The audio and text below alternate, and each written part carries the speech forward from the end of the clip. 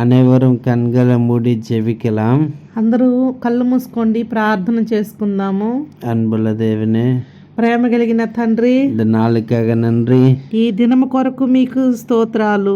தகப்பனே, తండ్రి, உம்முடைய வார்த்தை சொல்ல நாங்கள் எம்மாத்திரம் మీ మాటలు చెప్పడానికి నేను ఏమాత్రం యోగ్యుని కాదు. உம்முடைய சிலுவையின் முன்பாக மறைத்துக் கொள்ளும் మీ ஐயா. సిలువు చాటున నన్ను మరుగుపరచండి. இங்க இருக்கிற மக்களுக்கு உம்முடைய வார்த்தைகளை தாரும். ఇక్కడుండే బిడ్డలకి మీ మాటలు ఇవ్వండి. என்னுடைய வார்த்தைகள் பிரயோஜனமற்றது.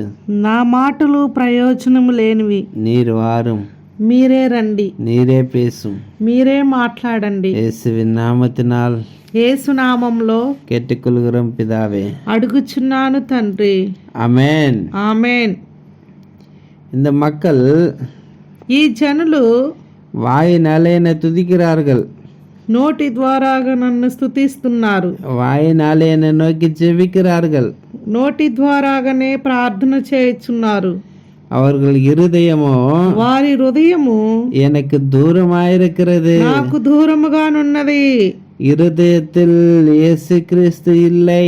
హృదయంలో యేసు ప్రభువు లేడు. உலக ஆசைகள் இருதயத்துக்குள் இருக்கிறது. లోక ఆశలు హృదయంలో ఉన్నవి. உலகத்தை சார்ந்து இருக்கிறார்கள். లోకాన్ని ఆనుకొనున్నారు.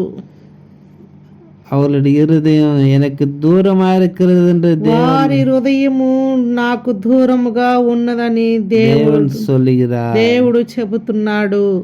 கவனிங்க, గమనించండి. நம் இருதயத்தில் எவ்வளவு தூரமாக செல்லுகிறோமோ, మన హృదయాన్ని ఎంత దూరముగా ఉందని చెప్పుకుంటున్నామో அவ்வளவுதான் கஷ்டங்கள். అన్ని కష్టాలే, எல்லாமே வரும். అన్నీ వస్తాయి.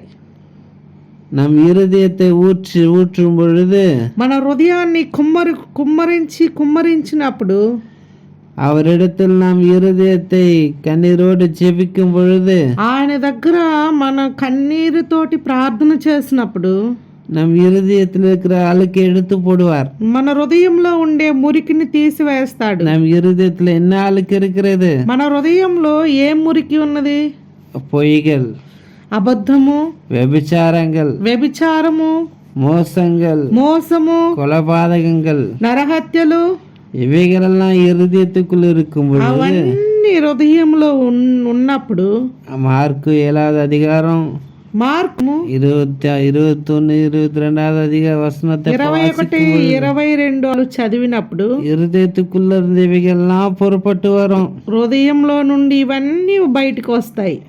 எரேமியா சொல்லுகிறார், యెరెమీయా చెబుతున్నారు, எல்லாவற்றையும் பார்க்கிலும் అన్నిటిని చూసినప్పుడు இருதயம் மகா கேடுள்ளதமாயிருக்கிறது. హృదయము చాలా భయంకరంగా ఉన్నది.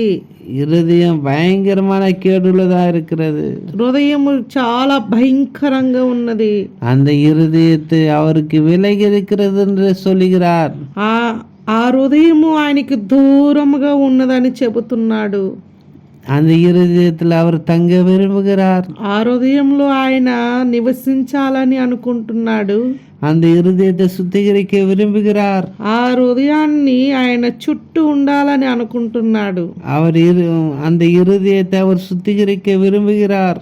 ఆయన హృదయం చుట్టూ ఉండాలని ఇష్టపడుతున్నాడు. இருதயத்தை சுத்தம் செய்ய விரும்புகிறார். హృదయాన్ని శుద్ధి చేయాలని అనుకుంటున్నాడు. ஆம், అవును.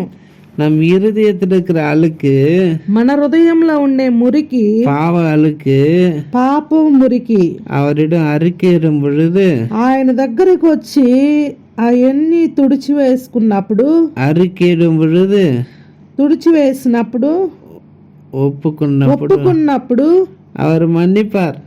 ఆయన మన్నిస్తాడు. சமரிய ஸ்திரீ ஏசப்பா அவருக்கு அந்த அம்மா கிட்ட போனார். ஏசయ్య ఆమె దగ్గరికి వెళ్ళారు. நீ போயிட்டு உன்னுடைய புருஷனை கொண்டு வான்னு சொன்னார். నువ్వు వెళ్ళి నీ పురుషుణ్ణి తీసుకొని రమ్మని చెప్పారు. எனக்கு புருஷன் இல்லை என்று சொன்னார்கள். నాకు పురుషులు లేడు అని చెప్పింది. உனக்கு புருஷன் இல்லை என்று உண்மையை சொன்னாய். అవును, నీకు పురుషుడు లేడని, నీకు భర్త లేడని నువ్వు నిజమే చెప్పావు. இப்பொழுது இருக்கிறவன் கூட உனக்கு புருஷன் அல்ல. ఇప్పుడు ఉండేవాడు కూడా నీ భర్త కాడు. உள்ளது உள்ளதையே சொன்னாய். ఉన్నది ఉన్నట్టే చెప్పావు. உனக்கு ஜீவ தண்ணீரை தருகிறேன் என்று தேவன் சொன்னார். జీవపు నీరు నీకు ఇస్తానని దేవుడు చెప్పారు. సమరయ స్త్రీ హృదయం మాற்றப்பட்டது. సమరయ స్త్రీ హృదయం మార్చబడింది. సమరయ పట్టణం రక్షిக்கப்பட்டது. సమరయ పట్టణం రక్షించబడింది. உன்னுடைய இருதயத்தை அறிக்கையிடு. నీ హృదయాన్ని ఒప్పుకో. సమరయ స్త్రీ அறிக்கையிட்டாள். సమరయ స్త్రీ ఒప్పుకున్నది. தேவன் மன்னித்தார். దేవుడు మన్నించాడు. அவ்விதமாக நாம் தேவனை நோக்கி நம்மளுடைய இருதயத்தில் இருக்கிற குறைகளை அறிக்கையிடும் பொழுது ఆ విధంగా మన హృదయంలో ఉండే కొరతలన్నిటిని మనం ఒప్పుకున్నప్పుడు தேவன் மன்னிப்பார். దేవుడు మనల్ని క్షమిస్తాడు. அவைகள் விடுதலை தருவார். వాటన్నిటిలో నుంచి మనకి విడుదల ఇస్తాడు. அவர் சிலுவையில் ఆయన శిలువలో కడసి సొట్టు రక్తం వరకు సిందినార్. ఆఖరి రక్త బొట్టు వరకు మన కోసం చిందించాడు. நம் இருதயத்தில் ஒரு இடத்தை தான் கேட்டார். మన హృదయంలో ఒక స్థలం అడిగాడు. அவருடைய இருதயத்தில் ஈட்டினால் நீதானே குத்துன. ఆయన హృదయంలో బల్లెంతో నువ్వే కదా గుచ్చింది. அவர் எவ்வளவு வேதனைப்பட்டார். ఆయన ఎంత వేదన పడ్డాడు. கடைசி சொட்டு ரத்தம் வரைக்கும் சிந்தினார். ఆఖరి రక్తబొట్టు వరకు చిందించాడు. உனக்காக, నీ కోసం. கெட்டு போயிருக்கிற உன்னுடைய இருதயத்தை பரிசுத்தப்படுத்த, చెడిపోయిన నీ హృదయాన్ని పరిశుద్ధపరచడానికి உனக்காக கடைசி சொட்டு ரத்தம் வரைக்கும் சிந்தினார். నీ కోసం ఆఖరి రక్తబొట్టు వరకు చిందించాడు. இந்த நேரத்துல நீ அவரை நோக்கி கூப்பிடும் பொழுது, ఈ క్షణమందు ఆయన్ని చూసి నువ్వు ప్రార్థన చేసి పిలిచినప్పుడు தேவன் உன்னை விடுவிப்பார். దేవుడు నిన్ను విడిపిస్తాడు. நரகத்திலிருந்து உன்னை தப்பி வைக்க அவர் உன்னை நோக்கி கூப்பிடுகிறார். నరకంలో నుంచి నిన్ను తప్పించడానికి ఆయన నిన్ను చూసి పిలుస్తున్నాడు. மகனே, నా కుమారుడా, உன் இருதயத்தை எனக்கு தா. నీ హృదయం నాకిమ్ము. இன்றைக்கு தேவனை நோக்கி பார்க்கலாமா? ఈ రోజే దేవుని వైపు చూద్దామా? ஜெபிக்கலாம். ప్రార్థన చేసుకుందాం. அன்புள்ள தேவனே, ప్రేమ కలిగిన తండ్రి, இந்த నాளுக்காக நன்றி. ఈ దినము కొరకు మీకు స్తోత్రాలు. உங்களுடைய வெளிச்சத்தை ஊற்றும். మీ వెలుగుని ఇవ్వండి. எங்களுடைய இருதயத்துல மாற்றங்களை தாரும். మా హృదయంలో మార్పుని ఇవ్వండి. நீரே உதவி செய்தார். మీరే సహాయము చేయండి. இயேசுவின் நாமத்தினால் கேட்டுக்கொள்கிறோம் பிதாவே. యేసు నామములో అడుగుచున్నాను తండ్రి. ఆమేన్. ఆమేన్.